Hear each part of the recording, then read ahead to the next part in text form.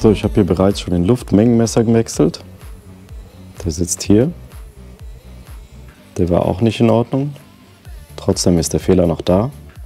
Der Rußpartikelfilter wurde gewechselt. Und jetzt schauen wir uns mal an,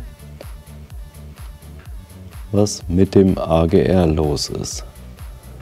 Und der sitzt irgendwo da hinten und ich sehe gerade, hier ist alles voller Öl.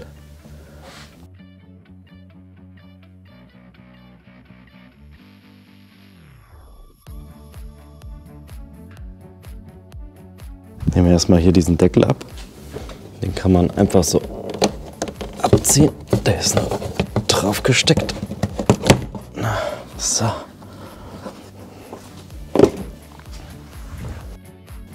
Okay. So, wir werden erstmal den Luftfilter hier rausnehmen. Den Schlauch. Hier hinten sitzt das AGR. Unter diesem Rohr, das ist mit dem AGR verbunden. Da sieht man auch so ein bisschen da unten drunter den Stecker. Den werden wir uns gleich genauer angucken. Wahrscheinlich müssen wir dieses Rohr, den Schlauch hier auch abnehmen. Und wir müssen auf jeden Fall das Rohr hier abschrauben. Ja, und das war's schon. Dann kommen wir da dran. Na dann, los geht's. So, Luftfilter erstmal aufschrauben, mal gucken,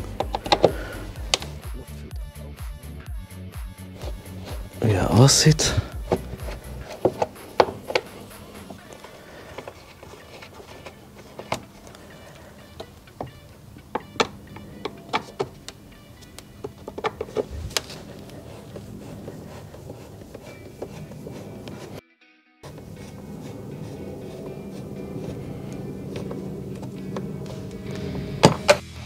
Die Seite auch.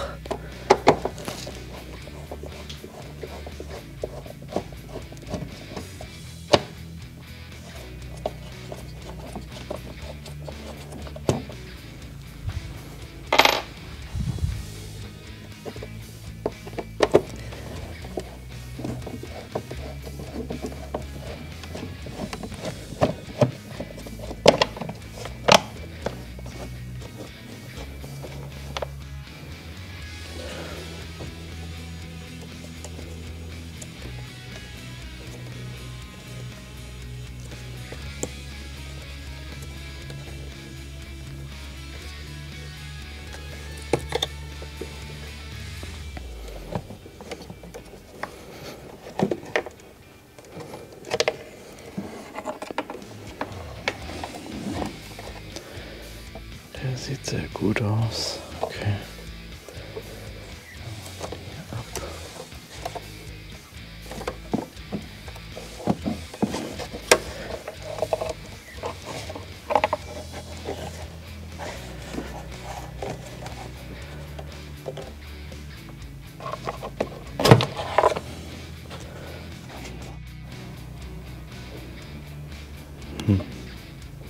Sieht sauber aus.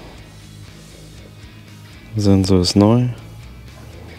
Alles gut. So, jetzt lösen wir noch diese Schraube hier oben.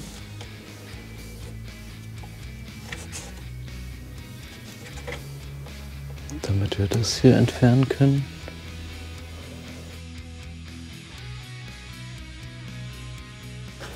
Ja, es dürfte ein 10er sein.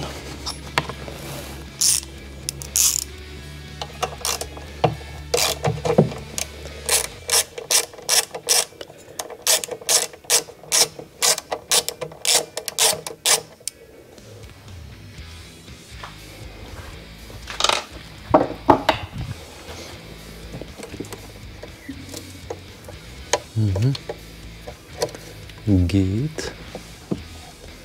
Ja klar, das unten müssen wir lösen, weil damit dieses Rohr fest ist. Ne? Die Schelle hier, die geht hier unten dran.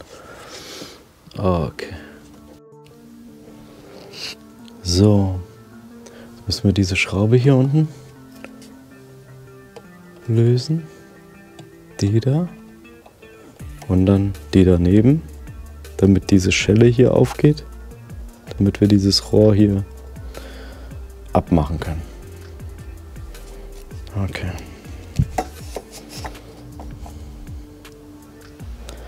So, dürfte auch 10 sein.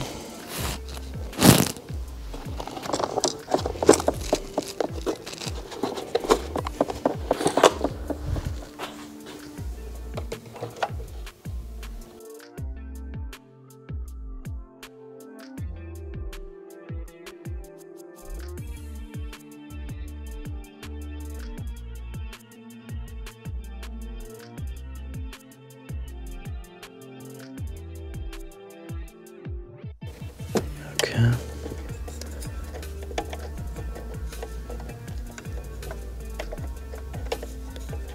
So, das ist alles locker.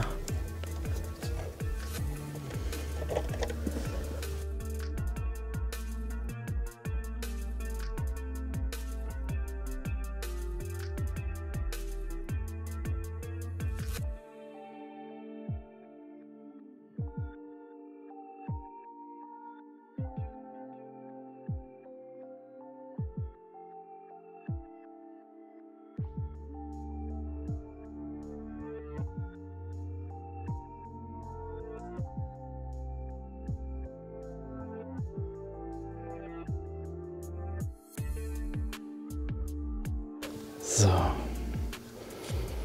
und jetzt müssen wir hier noch entweder hier oder da lösen.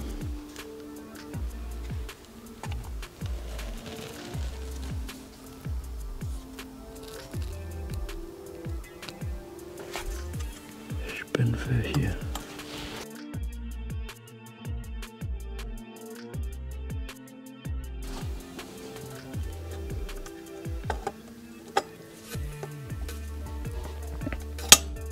Mhm. Schon mal gut.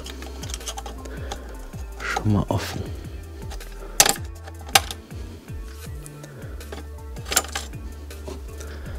Okay. Kann ich den hier drüber ziehen?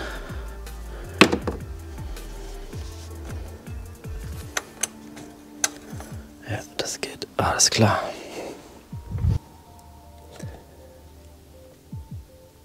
Da oben ist eine zu sehen, unten drunter ist noch eine zweite. 10er Nuss.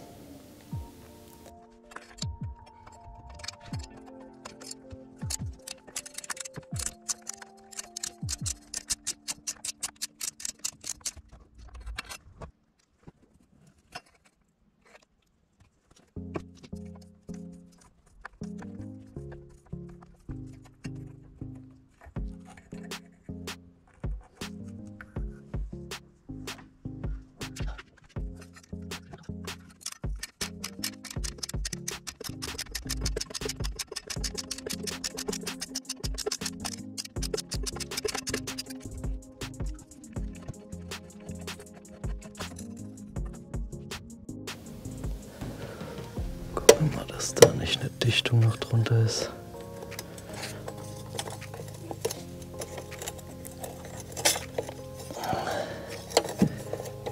So. Und hier raus. Hier, schaut selber.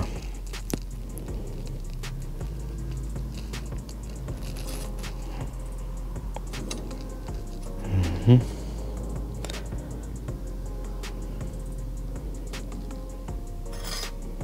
Okay, ist normal. Weiter geht's. So, jetzt sieht man hier den AGR, der ist offen. Der Stecker. So, und dann müssten unten noch Schrauben sein.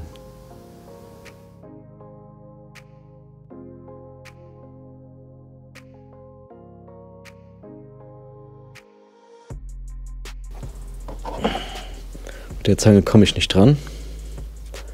Das ist echt ungünstig. Aber ich habe hier noch etwas gefunden.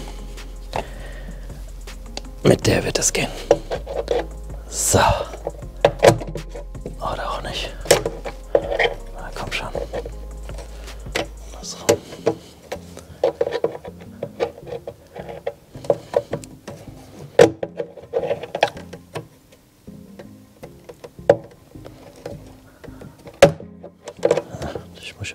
zusammenkriegen.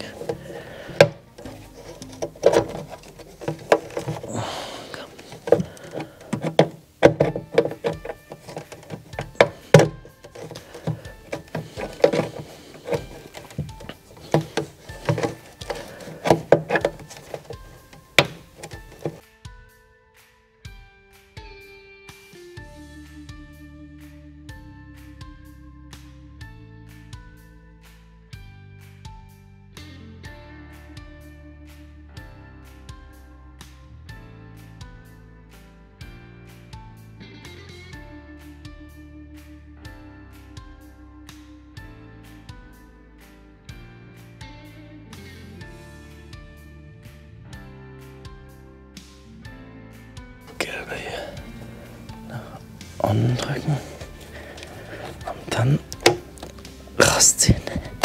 Na, also geht doch.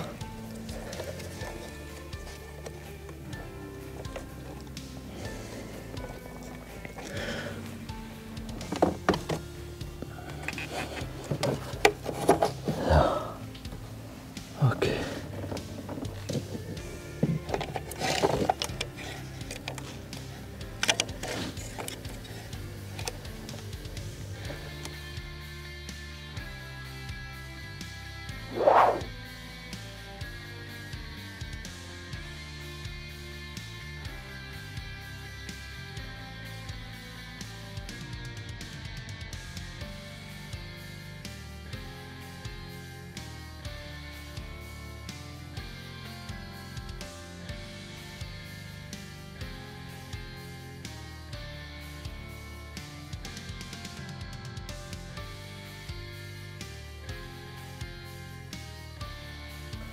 Und zwar gibt es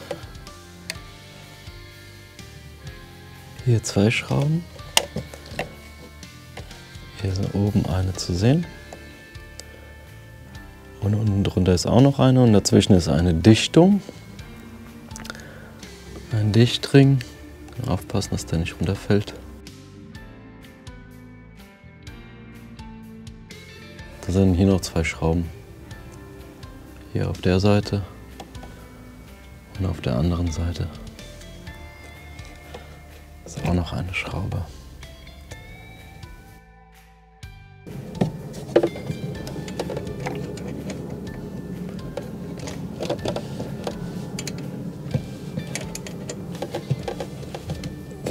Muss aufpassen, dass mir die Ratsche nicht runterfällt.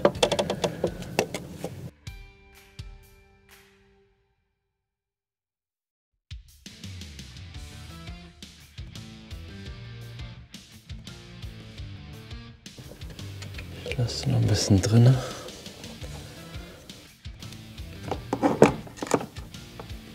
Damit es ein bisschen stabiler bleibt. Und die andere Seite schon mal locker. Ein bisschen den Stecker schon mal ab.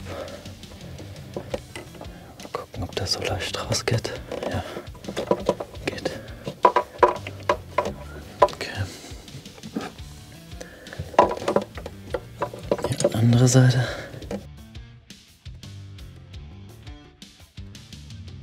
Ist locker. Okay.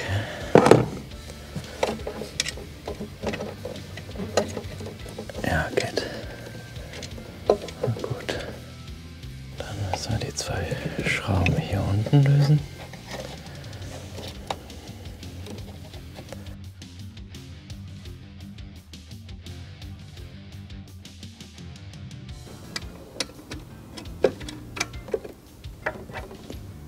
Also die unterste Schraube ist sehr schwierig rauszubekommen.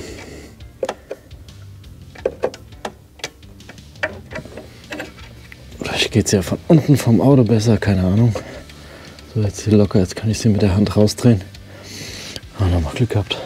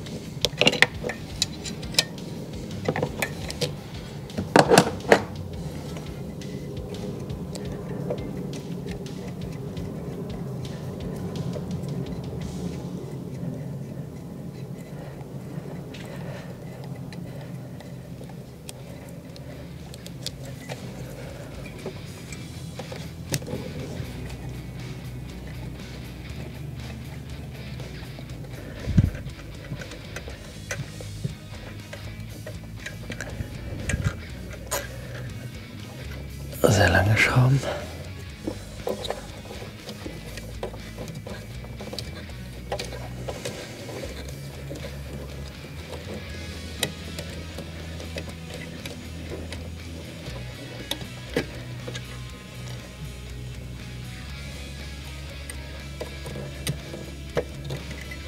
So. Jetzt müssen wir hier die Dichtung mit rausbekommen.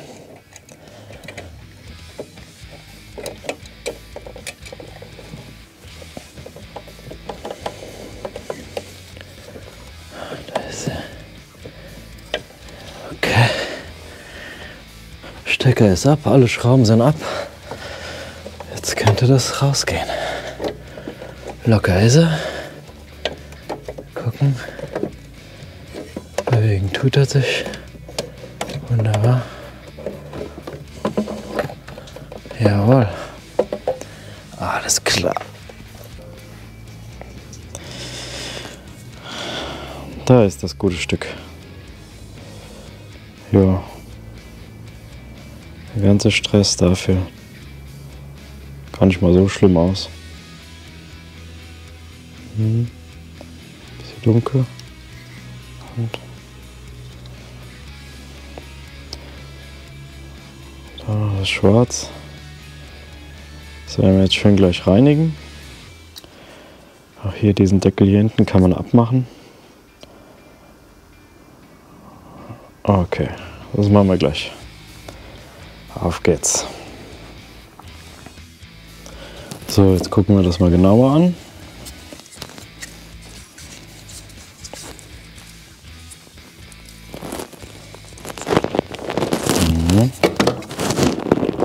Machen wir hier den Deckel ab. Vorsichtig.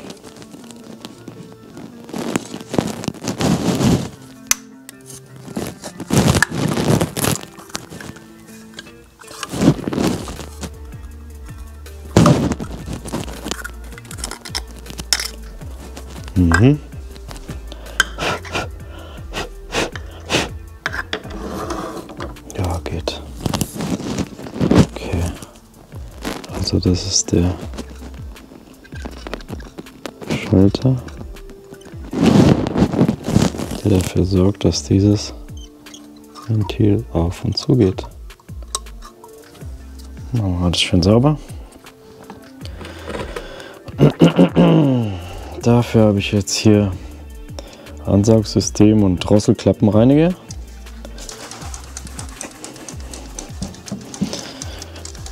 Sprühen das damit ein.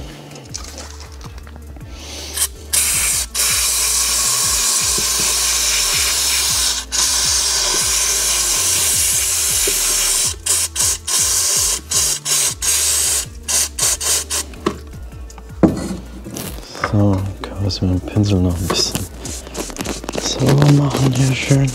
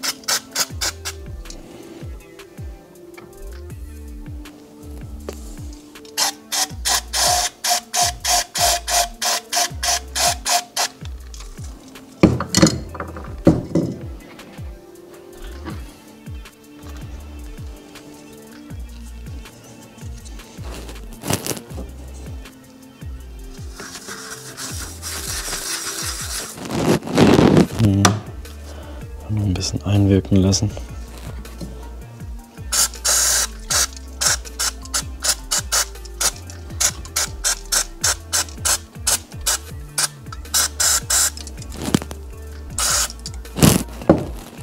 So.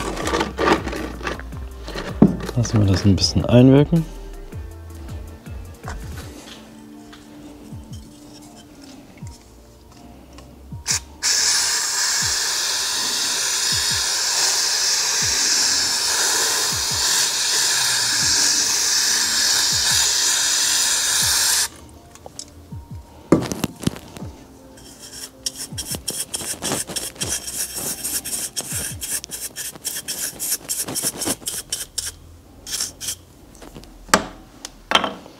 Ich empfehle euch auf jeden Fall, Handschuhe zu benutzen.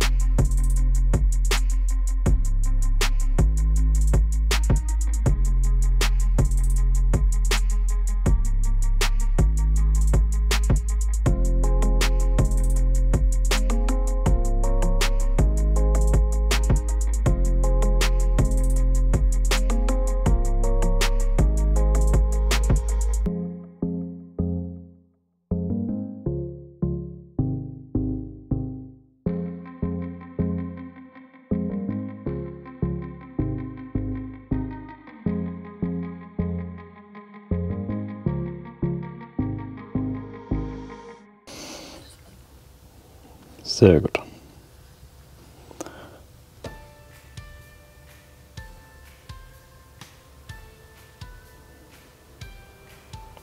Also ich bin zufrieden. Wunderbar. So, jetzt ist alles wieder zusammengebaut. Hier die Verbindung.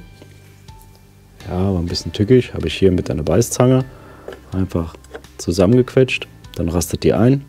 Aber ich empfehle euch, hier statt diese Schelle zu lösen, besser die zwei Schrauben. Hier oben und unten ist noch eine. Es ist einfacher, würde ich sagen. So, nicht vergessen, hier wieder alles zusammenzuschrauben. Und da hinten den Öldampfschlauch dran stecken. Die Schelle wieder drauf.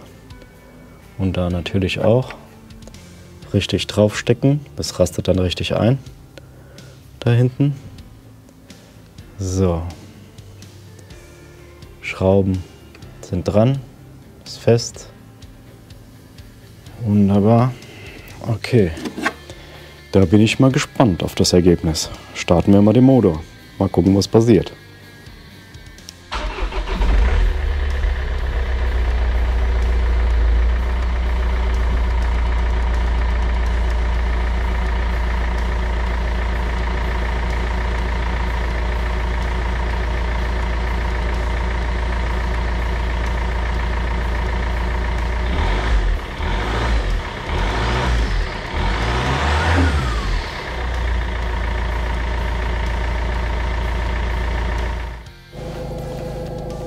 So, dann gucken wir mal, ob er noch qualmt oder nicht.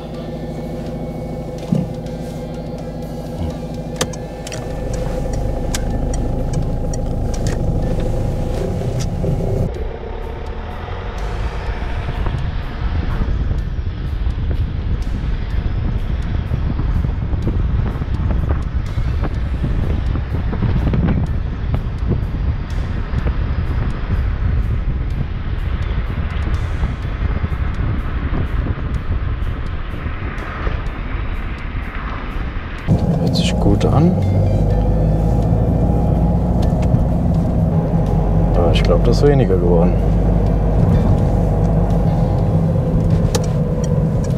Dann fahren wir mal ein Stück berghoch.